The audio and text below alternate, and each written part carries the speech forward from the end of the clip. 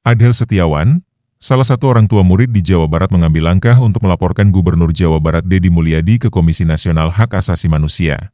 Tak hanya melaporkan, Adel juga mengkritik tajam kebijakan Deddy Mulyadi soal memasukkan siswa nakal ke markas TNI. Adel melaporkan Deddy Mulyadi melalui Lembaga Bantuan Hukum Pendidikan Indonesia pada Kamis, 8 Mei 2025, lalu. Laporan tersebut terkait dugaan pelanggaran hak anak. Ia menilai Deddy Mulyadi tidak paham soal falsafah pendidikan. Menurutnya, di beberapa negara maju, salah satunya Finlandia yang memiliki aspek pendidikannya maju di dunia, tidak ada satupun yang menggunakan instrumen militer. Sayangnya, pernyataan tersebut dibantah oleh salah seorang warga negara Indonesia yang tinggal di Finlandia bernama Diana. Diana yang berprofesi sebagai guru menjelaskan bahwa pernyataan Adel keliru. Hai, salam kenal, namaku Diana. Aku warga Indonesia yang tinggal di Finlandia, teman-teman. Info, Finlandia itu adalah negara dengan pendidikan terbaik nomor 1 di dunia, cinta. Nah, guys, jadi aku somehow TikTok itu ngasih FYP banyak banget tentang pembahasan video sebelumnya, yaitu tentang kebijakan Gubernur Jawa Barat yang mengirimkan anak-anak nakal ke barak, ya kan? Militer. Terus di statement yang aku bikin video di depan itu si bapak berbaju kuning, ya maaf ya Pak ya, bapaknya itu bilang contoh negara-negara maju seperti Finlandia, begitu. Kebetulan aku tinggal di Finlandia, cinta. Jadi si bapak ini bilang kalau di negara maju itu nggak ada tuh anak nakal yang dikirim ke barak militer, cinta. Nah, pertanyaan saya, bapak tahu dari mana? Apakah bapak sudah melakukan survei? Apakah bapak sudah ngecek di Finlandia itu seperti apa mengurusi anak-anak nakal? Begitu ya Pak ya. Di sini saya mau bantu menjawab, Pak. Kebetulan saya kerja di TK. Nah, kebetulan kedua, TK saya itu satu gedung dengan sekolah anak-anak yang nakal ini. Jadi mungkin namanya berbeda, bukan barak militer. Tapi di sini tuh namanya adalah kayak family center gitu, ada bahasa Finlandianya sendiri. Nah, family center ini sistemnya kurang lebih sama, cuma nggak diajarkan kayak di Indonesia kan diajarkan untuk baris berbaris menjadi kayak wajib militer ya. Nah itu nggak kayak gitu, cuman caranya kurang lebih sama mirip lah. Jadi itu khusus untuk anak-anak yang bandel, yang nggak mau sekolah, anak-anak yang suka tawuran dan lain sebagainya, samalah kayak di situ gitu ya. Atau anak-anak yang sudah ini kebiasaan mengkonsumsi minuman yang tidak seharusnya, yang di bawah umur. Terus untuk anak-anak yang udah kecanduan gitu kan sama barang-barang yang dilarang gitu, itu akan dimasukkan ke situ, cinta. Begitu. Jadi sistemnya sama, dia akan dimasukkan ke dalam sekolah ini dan dia pun menginap di situ. Jadi dia tidak tinggal dengan keluarganya, tapi dia dimasukkan ke dalam situ. Di situ sama sistemnya, ada kalau sakit ada ada dokter bisa dibawa ke rumah sakit. Terus psikolog juga ada, psikiater atau apapun itu tuh disediakan. Ada gurunya juga. Terus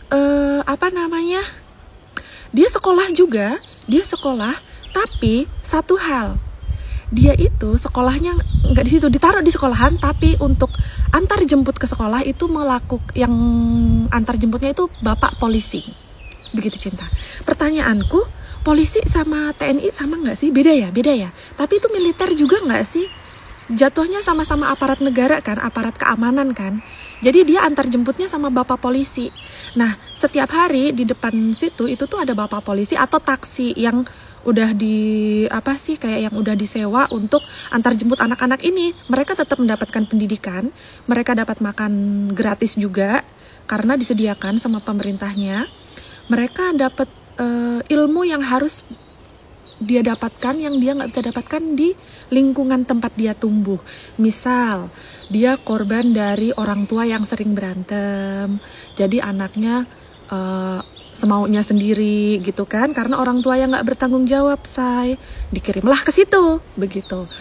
Atau anak-anak yang ya udah pokoknya anak-anak nakal akan dikirim ke situ begitu. Jadi prosesnya sama, sistemnya kurang lebih sama. Terus selain menjadi negara maju dengan pendidikan terbaik nomor 1 di dunia, Finlandia juga menjadi negara paling bahagia nomor 1 di dunia selama 8 tahun berturut-turut cinta. Kenapa? Karena ya sistemnya bagus, warganya sejahtera. Kenapa? Karena pemerintah kita menyediakan tempatnya, menyediakan layanan untuk masyarakat yang membutuhkan bantuan. Dalam hal ini ya anak-anak yang butuh bantuan, begitu. Jadi secara nggak langsung di sini aku mau bilang kepada Gubernur Jawa Barat, Bapak hebat karena sudah menerapkan sistem yang ada di sini, dibawa ke Indonesia, negara kita tercinta. Begitu. Jadi untuk aku pribadi, aku bukan masyarakat Jawa Barat, aku adalah orang Sumatera yang tinggal di Finlandia. Jadi nggak ada urusan sangkut paut dengan politik. Aku hanya ingin ngasih tahu, menginformasikan kalau sistem itu tuh luar biasa, hebat. Jadi kalau bilang hak asasi dan lain sebagainya, aku kurang paham. Cuman untuk sistemnya, ya kurang lebih sama. Walaupun mungkin agak berbeda sistemnya, tapi kurang lebih mirip lah, gitu. Dan itu keren. Jadi di sini anak-anak nakal juga akan dikirim, cuma bukan dikirim ke barak, tapi dikirimnya ke family center. Dan satu, orang tua nggak tinggal di situ ya, orang tua bisa nengokin seminggu sekali atau berapa hari sekali, begitu. Jadi nggak setiap hari orang tua bisa nengokin. Sistemnya kurang lebih mirip lah, dan itu hebat. Adel Setiawan, seorang orang tua murid di Jawa Barat, mengambil langkah untuk melaporkan Gubernur Jabar Deddy Mulyadi ke Komnas HAM. Tak cuma melaporkan, wali murid tersebut juga mengkritik tajam kebijakan Deddy Mulyadi soal memasukkan siswa nakal ke barak militer. Lantas siapakah sosok Adel Setiawan? Ditelusuri tribunnews.bogor.com, Adel Setiawan ternyata bukan orang sembarangan. Adel diketahui berprofesi sebagai pengacara. Ia tergabung dalam tim De Facto and Partners Law Firms. Sosok Adel pernah disorot beberapa tahun lalu saat menangani sejumlah kasus.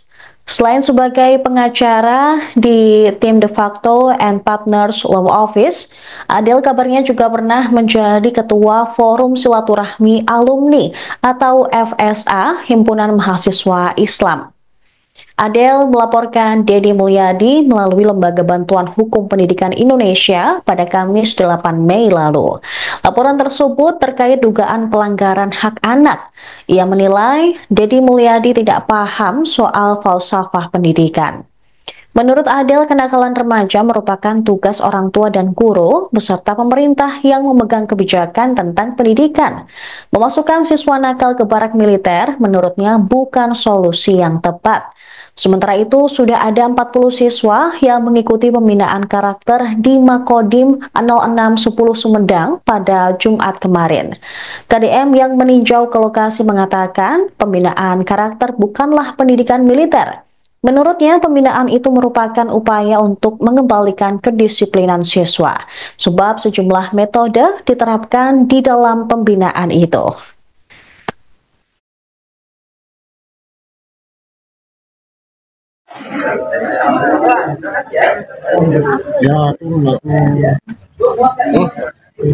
Kita mundur punya metodologi bupati karena ini kan pengelolaannya di bawah bupati dan Pak Dandim, diawasi oleh Pak Danrem ya. Jadi kemudian jajaran Polri juga nanti mengawasi bagaimana mereka menghilangkan kebiasaan berkendaraan bermotor di bawah umur, termasuk penggunaan gadget.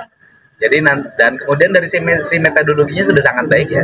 Psikologi, tes kesehatan, kecukupan gizi, berat badan, itu menjadi dasar utama untuk bagaimana nanti sebelum masuk dan setelah masuk perubahannya. Dan ini menunjukkan kepada publik, ini kan bukan pendidikan militer.